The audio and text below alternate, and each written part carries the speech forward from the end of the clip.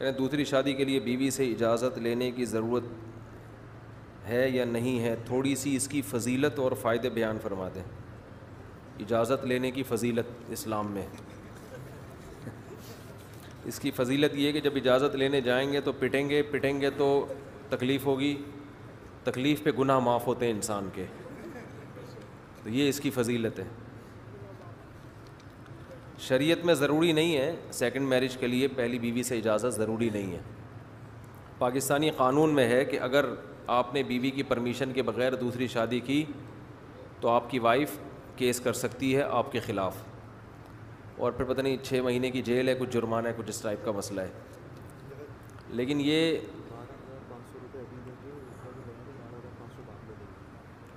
تو اس میں مسئلہ یہ ہے کہ بیوی آپ کے خلاف کیس کر سکتی ہے، عدالت میں جائے گی 6 مہینے کے لیے یا سال کے لیے، آپ کہاں ہو جائیں گے اندر، تو اس کا نان نفقہ اس کا باپ اٹھائے گا پھر اس دوران آپ کی بیوی کا،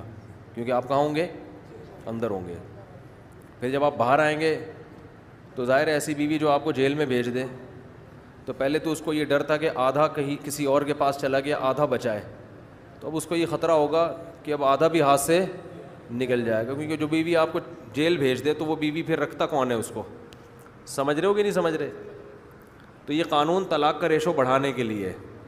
کہ جس نے کرنی ہوگی پہلے والی کو فارغ کرے وہ، اس کا اور کوئی